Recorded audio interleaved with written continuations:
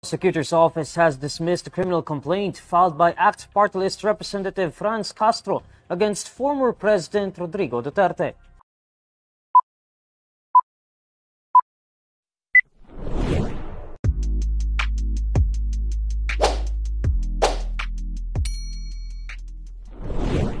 Welcome back sa aking YouTube channel. Para sa mga first time lang po na manood, please click mo na yan, Jeremy's TV, Manila.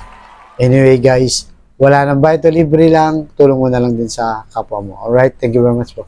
So topic natin ngayon po today's video, Duterte na-dismiss ang kaso na sinampa ni Congresswoman Franz Castro. Yan guys, nagbunyi guys yung mga DDS ngayon dahil nga ibinasura yung reklamo ni Franz Castro. Kaya sabi ng mga ibang DDS, naipaya ka Castro, sabi niya. Di ba? Yung sinampa mong kaso, dinismiss lang. Di ba? So, ngayon, tuwang-tuwa sila. So, sa bagay guys, irespeto natin kung yun ang talagang desisyon ng piskalya o ng prosecutor. Pero guys, ang malinaw dito, actually hindi pa kaso yan. Marami kasi ang nag-vlog na dinismiss na ang kaso ni Duterte sa korte. Di ba? Ganyan na sinasabi nila. Tapos tuwang-tuwa pa sila, nakaasar pa sila. Pero ang di nila alam guys, malinaw naman na ang reklamo ay criminal complaint pa lang. Hindi pa umabot sa korte.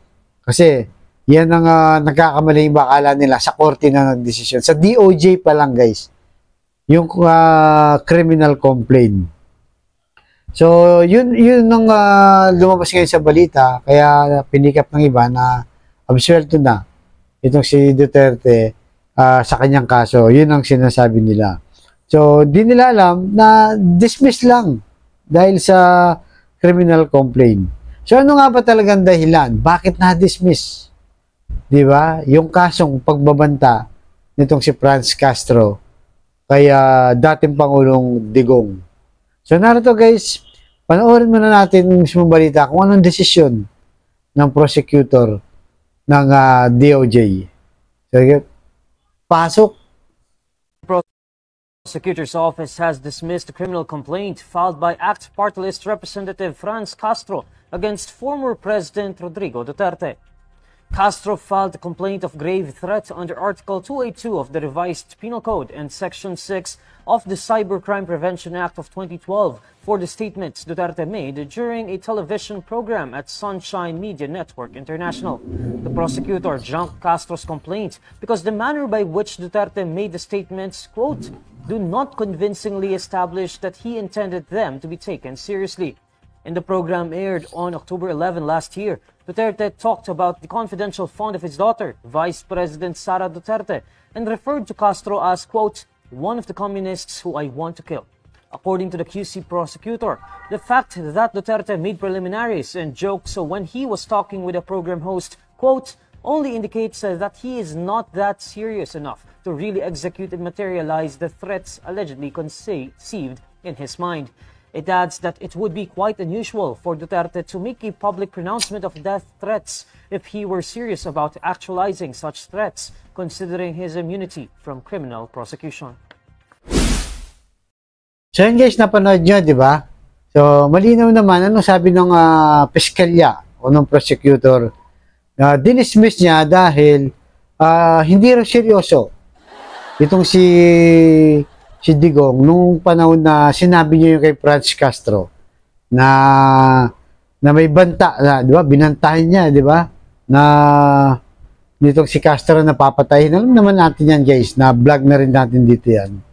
So, ibig sabihin, kahit sabihin natin na nasabi ng piskalya na hindi seryoso itong si Digong, siyempre, bilang isang presidente, di ba? Na nagbabanta, nagmumura, nananakot, kasi yan ang naging kalakaran ni Duterte, di ba, nung nasa pwesto pa siya. Dapat, dahil bilang dating presidente, dapat kung tutusin, statement siya, di ba? Yung respetado siya. So, sa lahat ng naging presidente, nakita natin, wala naman nagmumura sa kanila. Harapan, wala nagbabanta. Tanging si Duterte yan. So, ibig sabihin, ugali niya na talaga yan. Ngayon, nakita ng prosecutor na hindi naman seryoso dahil siguro naisip ng prosecutor na normal lang. Kay Duterte, normal, lalo na nung presidente siya, di ba? Pero kasi ngayon, hindi na siya presidente. Di ba? So, at isa pa, babae itong si Franz Castro. Babae pa siya para pagbantaan. So, ang nakita lang dito ng piskalya na walang intention, itong si Duterte, na patayin daw itong si Castro. Pero kung mapanood nyo guys, yung video, di ba? Talagang seryoso siya. Doon sa action niya, sa salita niya. Seryoso siya guys. Ito, papakita lang natin yung throwback ng video niya kung saan sinabi niya yun. Tapos kayo na rin ang umusga. Tingnan natin guys, alright?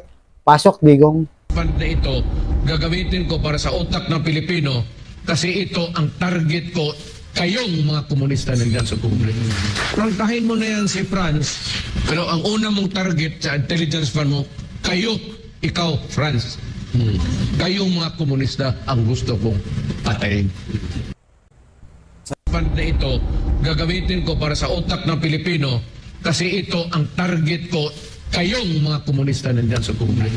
Prangkahin mo na yan si Franz, pero ang una mong target sa intelligence fund mo, kayo, ikaw, Franz. Kayong mga komunista ang gusto kong patayin. So yun guys, napanood nyo, di ba? Ano sa tingin nyo? Nagbibiro ba siya o seryoso siya? Di ba? Napanood nyo naman, di ba? Kung gaano siya kaseryoso nung nagsasalita siya. Pero hindi nakita ng ano yan, ng piskalya. Ang nakita niya, joke lang daw. So, ibig sabihin ba, pag nagbanta ka, tapos sasabihin mo, joke lang. Absuelto ka na kagad sa complaint. Diba? So, kung sa kanya, normal yan, guys. Masamang modelo yan, diba? Kumbaga sa ibang tao, masamang modelo yan. Dahil nga, pagka binantaan mo, tapos sasabihin mo, hindi, joke lang yun, okay lang naman. So, absuelto ka na, parang ganun ang mangyayari. Kaso guys, wala tayong magagawa dahil desisyon yan ng piskalya, ng prosecutor na kailangan pa rin sundin. Pero ang hindi lang maganda dito, dahil ginagawa niya na yan nung presidente pa siya at ginawa pa niya ngayon, sa tingin nyo guys, gagawin niya ba ulit o hindi? Gagawin niya ulit kasi absuelto naman pala eh. Wala naman palang intention eh. Sige, magbanta ka pero gawin mo na lang joke para safe ka, di ba? Kasi parang ganun ang lumalabas. So, ito na sana yung pagkakataon, di ba, na para madisiplina itong si Digong kung nakita ng piskalya yan. Na bilang isang dating presidente, na dapat kada labas ng salita niya, yung respetado, di ba? Walang ganyang pananakot, pagmumura, pagbabanta. Dapat wala na ganyan. Kasi kahit sa Amerika, guys, di ba, nakita niyo yung mga presidente dati. Hindi na mga nagsasalita ng mga ganyan eh, or mga respetado. So, kaya, eto, nangangahulugan lang na talagang ang hustisya, di ba? Pagkakilalang tao, talagang mahirapan kang makuha. Kaya siguro, hindi pa talaga panahon na itong si Duterte na mag-guilty o mahatulan, di ba? Punta sa korte yung kanyang yung kinakaso sa kanya. Pero ganun pa man, saludo tayo kay Franz Castro kasi nga matapang siya guys, di ba? Siya yung kauna-una ang nagsampa ng kaso mula nung bumaba si Duterte. Alam naman natin, di ba? Matindi yan, nung presidente yan, wala talaga nagkaso dyan. Magpasa hanggang ngayon naman guys. Yan pa lang ang kauna-unaan. Kaya yung ibang naging biktima ng EJK, di ba? Yung war on drugs na mga natokhang. Kaya hindi mo sila masisi bakit lumapit sila sa ICC guys, di ba? Dahil nga siguro takot sila dito at hindi nila makita yung justisya kaya dun sila tumakbo ngayon sa ICC. So, yan ang hintayin natin yung ICC kung sakali, at least doon guys, hindi na i-influencean yun. Hindi natin alam, di ba? Kung paano sila. Nakita naman natin kahit powerful na bansa, kagaya ni Putin, di ba? May warrant of arrest. Walang sinasanto to. Kasi iba-ibang tao to humahawak. Hindi ito na influensya ng mga politiko kasi nga independent body sila. So, yun abangan natin guys. So, sa ngayon, kung anong desisyon ng piskalya, tanggapin natin. Okay lang yan. At darating na yung araw, yung humihingi ng katarungan, may bibigay din. Kaya, sana, dalangin natin yung mga naging biktima, di ba? Magkaroon ng katarungan. Yung patas sana talagang makita natin na gumulong dito sa ating bansa. Kayo guys, ano sa tingin nyo guys? Joke lang o seryoso si Digong? So kayo nang balang umatal guys. Thank you very much po.